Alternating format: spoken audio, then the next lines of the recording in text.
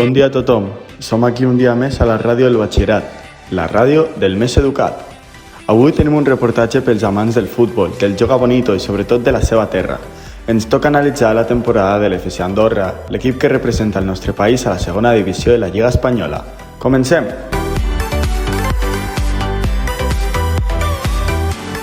Comencem l'anàlisi amb una revisió dels resultats de l'Andorra a la primera volta de la Lliga Hypermotion, a més del seu rendiment a les diverses copes.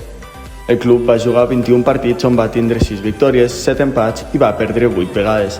En total va sumar uns 25 punts i va anar-se a l'atur de seleccions internacionals de Nadal a la 14a posició.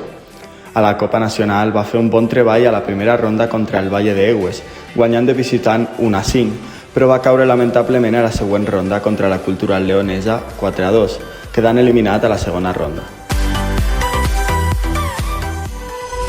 Després d'una primera volta complicada, en què l'equip va passar diverses jornades a prop de les posicions de descens, el Futbol Club Andorra va afrontar la segona meitat de la temporada amb l'objectiu principal de consolidar-se a la segona divisió. A principis de gener, els tricolors es movien per la zona baixa de la classificació, però mantenien una distància molt curta respecte a la permanència. Durant els mesos de febrer i març, l'equip va començar a mostrar una major regularitat. Tot i algunes derrotes assustades contra rivals directes i equips de la part alta, l'Andorra va aconseguir victòries importants davant la Reial Societat B, el Saragossa i especialment una golejada per 1-4 al camp del Córdoba. Un resultat que va permetre als andorrans allunyar-se de les places de descens i situar-se a la zona tranquil·la de la classificació. A mesura que avançava la temporada, el conjunt tricolor va anar sumant punts suficients per assegurar-se la permanència. L'equip va demostrar capacitat competitiva davant rivals històrics de la categoria i va confirmar que podia competir amb garanties en el seu retorn al futbol professional. En les últimes jornades, amb la salvació pràcticament encarrillada, el Futbol Club Andorra va jugar amb menys pressió i va acabar la temporada deixant bones sensacions.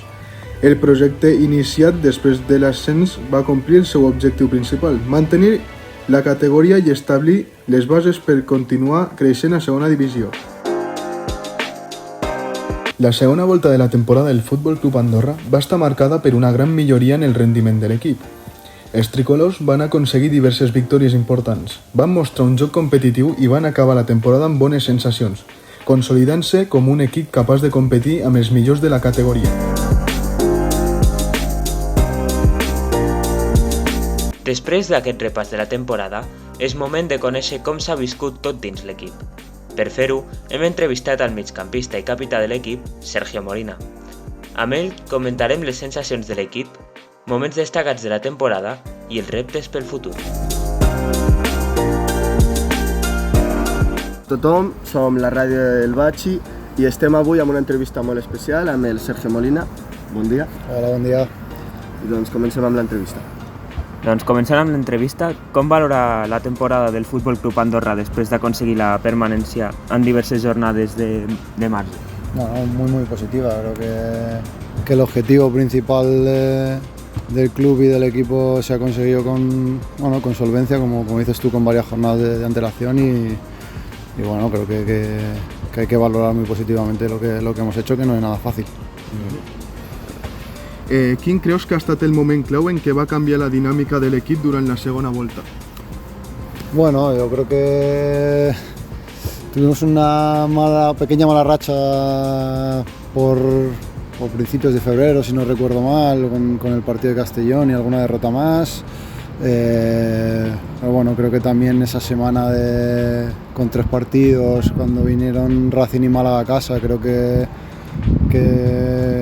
la remontada, aunque no se culminara contra el Málaga, y luego la manera también de reaccionar al partido del Racing nos hizo ver que podíamos competir con cualquiera y ganar a cualquiera y bueno, creo que a partir de esos partidos el nivel del equipo...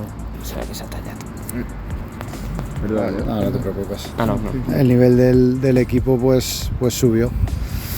Totalment. Quina importància ha tingut la feina de Carles Mansó en la millora del rendiment col·lectiu? Bueno, yo creo que ya no solo de Manso, sino del cuerpo técnico en general. Creo que han hecho un esfuerzo muy grande, nos han dado la confianza en el día a día para poder sacar nuestra mejor versión. L'equip ha aconseguit resultats molt destacats contra els rivals forts. Quina és l'explicació d'aquest creixement competitiu?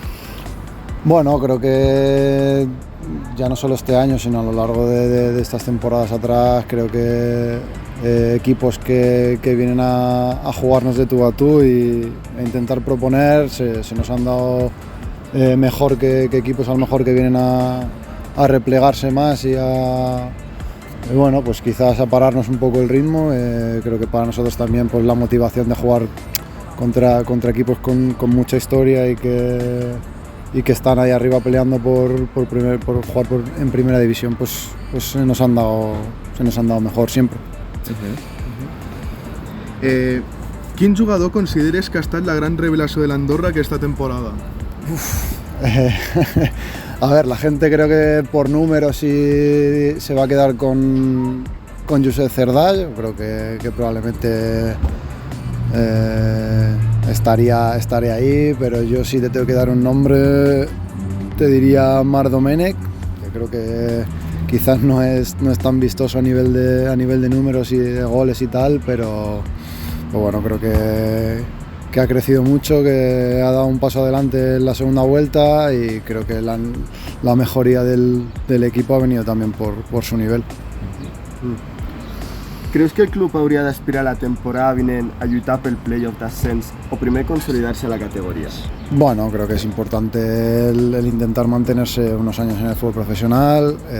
Creo que el principal objetivo o el primer objetivo tiene que ser asegurar la categoría, pero sin renunciar a pelear por algo más, porque bueno, al final todos tenemos también la ambición de poder conseguirlo algún día. Com valores l'ambient i el suport de l'afició durant aquesta temporada en camp? Bien, positivo. La verdad que todos estos años hemos ido creciendo poco a poco a nivel social también. Creo que no es complicado, que es complicado en Andorra conseguirlo, pero que poco a poco pues se va animando más gente, vamos creando más afición. Pues yo animaría a que la cosa siga así, que sabemos que también es duro que sobre todo en los meses de invierno pues la gente venga a vernos allí en camp por la climatología, pero bueno, creo que poco a poco entre todos estamos consiguiendo y para nosotros es muy importante. I ja per finalitzar, què creus que és el que necessita el Futbol Club Andorra per seguir creixent?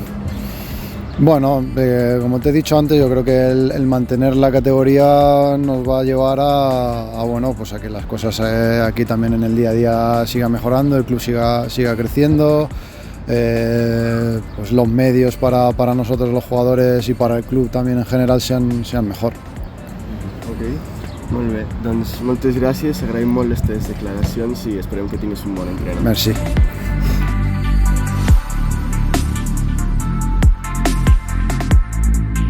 A continuació escoltarem les declaracions de l'actual entrenador de l'equip, Carlos Manso, que ens oferirà la seva visió sobre la temporada, el treball dels jugadors i els objectius futurs del club. Bon dia, som aquí a la ràdio El Batxillerat i avui tenim una entrevista amb el Carles Manso. Bon dia. Bon dia. I doncs comencem. Doncs, aquesta temporada l'equip ha passat per moments difícils, però també una molt bona segona volta. Sí. Quin ha estat el factor clau perquè l'equip millorés tant els resultats?